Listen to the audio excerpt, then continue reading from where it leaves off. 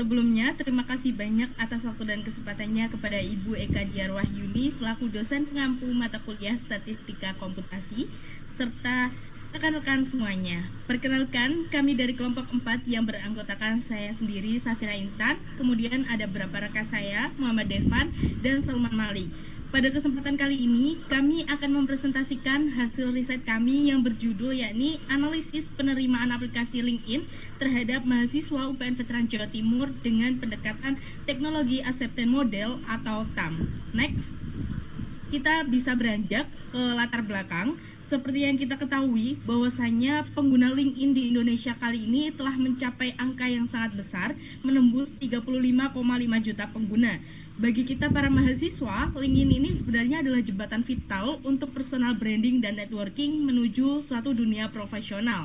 Namun, fenomena yang kami temukan di lapangan, khususnya di UPN Veteran Jawa Timur, masih terdapat kesenjangan.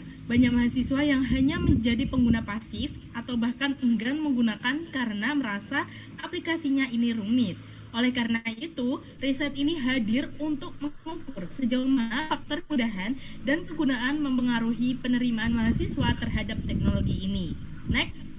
Untuk mengukurnya sendiri, kami menggunakan kerangka teknologi acceptance model atau TAM yang diadaptasi dari Fred Davis. Terdapat 3 variabel utama dari dalam model kami. Pertama, perceived ease of use atau X1, yaitu persepsi kemudahan pengguna. Kedua, perceived usefulness atau S2, yaitu persepsi kegunaan atau seberapa bermanfaat aplikasi ini untuk karir. Dan yang bermuara pada variabel Y, yaitu behavioral intention atau niat perilaku mahasiswa untuk menggunakan LinkedIn secara berkelanjutan. Next. Dari model tersebut, kami akhirnya merumuskan 3 hipotesis penelitian kami. Yang pertama, H1 terdapat pengaruh signifikan dari persepsi kemudahan terhadap persepsi kegunaan. H2, persepsi kemudahan ini mendorong niat penggunaan aplikasi. H3, persepsi kegunaan merupakan pendorong utama niat penggunaan LinkedIn. Next. Dari hipotesis tersebut, terkait metodologi, populasi target kami adalah seluruh mahasiswa aktif UPN Veteran Jawa Timur yang berjumlah sekitar 23.000 mahasiswa. Kami juga menggunakan teknik purposive sampling untuk memastikan responden ini memang memiliki pengalaman menggunakan LinkedIn. Melalui perhitungan dengan rumus Lavin dengan margin of error 10%, kami akhirnya menetapkan sampel minimal 100 responden dan alhamdulillahnya kami berhasil mengumpulkan 102 responden sah untuk diolah datanya. Selanjutnya, untuk pembahasan mengenai hasil statistik deskriptif dan visualisasi data akan dilanjutkan oleh beberapa rekan saya. Baik, mari kita masuk ke hasil analisis data. Di layar ini dapat kita lihat tabel distribusi awal data menggunakan Jamovi. Secara garis besar, mayoritas indikator dari kuesioner kami memiliki nilai mean atau rata-rata di atas 3, dengan nilai median berada di rentang 3 hingga 4. Ini artinya, secara deskriptif, respons mahasiswa UPN Jatim terhadap fungsionalitas LinkedIn itu sangat positif, di mana rata-rata menjawab setuju hingga sangat setuju. Selanjutnya, untuk uji keandalan instrumen, kuesioner kami terbukti sangat andal. Nilai Crowdbus Alpha yang kami peroleh adalah sebesar 0,802 dan nilai McDonald's Omega sebesar 0,18. Karena kedua nilai ini berada jauh di atas standar kelayakan minimum yaitu 0,7, maka instrumen kuesioner kami dinyatakan sangat reliable dan konsisten untuk mengukur variabel TAM. Jika kita visualisasikan perbandingan rata-rata responsnya melalui bar chart ini, terdapat satu temuan menarik. Indikator dengan skor tertinggi ada pada X33, yaitu terkait niat penggunaan jangka panjang dengan skor 3,73 dari 4. Hal ini mengindikasikan bahwa mahasiswa UPN Jatim sebenarnya memiliki awareness atau kesadaran yang sangat tinggi.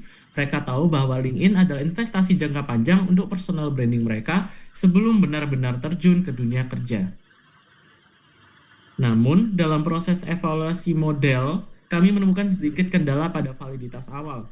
Pada pengujian matriks korelasi, kami mendeteksi adanya cross-loading yang negatif pada beberapa indikator yang menggunakan reverse wording atau kalimat pernyataan negatif seperti X12ref, X25ref, dan X35ref.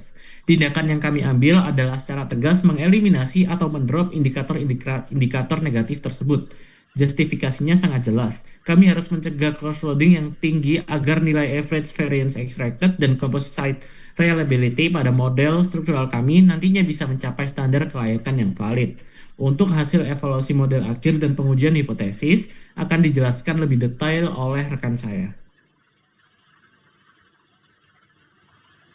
Memasuki tahap outer model menggunakan software WarPLS, setelah indikator yang bermasalah tadi dieliminasi, kita bisa melihat bahwa model final kita sekarang sudah sangat bersih. Kesembilan indikator final ini memiliki nilai outer loadings di atas 0,70. Nilai AVE semuanya juga sudah di atas 0,50. Dan composite reliability atau CR berada di atas 0,80. Hal ini membuktikan bahwa model kita sudah memenuhi seluruh syarat validitas konvergen dan reliabilitas dengan sangat sempurna. Next.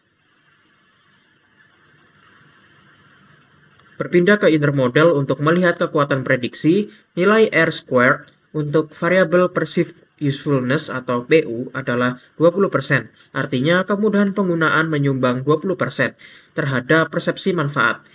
Yang paling penting ada di variable behavioral intention atau BI, di mana nilai R-squared-nya mencapai 44%. Hal ini berarti bahwa variabel kemudahan penggunaan atau PEOU dan penggunaan PU secara bersama-sama mampu menjelaskan 44% alasan atau niat perilaku mahasiswa UPN Jatim untuk menggunakan LinkedIn. Hal ini adalah angka prediksi yang sangat kuat dan substansial. Next. Dari inner model tersebut, kita masuk ke pengujian hipotesis. Berdasarkan PET koefisien dan p-value, ketiga hipotesis kami diterima secara signifikan karena semua nilai p-value berada di bawah 0,001, artinya kemudahan aplikasi PEOU terbukti meningkatkan persepsi penggunaan atau PU. Kemudahan PEOU juga secara langsung meningkatkan niat penggunaan BI atau behavioral intention. Dan yang terakhir, persepsi manfaat atau PU sangat kuat dalam mendorong niat behavioral intention. Next.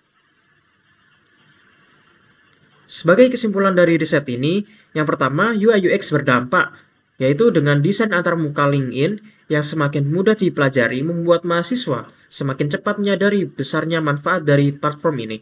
Kemudian kedua ada direct impact, di mana jika mahasiswa tidak kebingungan saat login atau menavigasi aplikasi, niat mereka untuk rutin membuka LinkedIn akan langsung meningkat.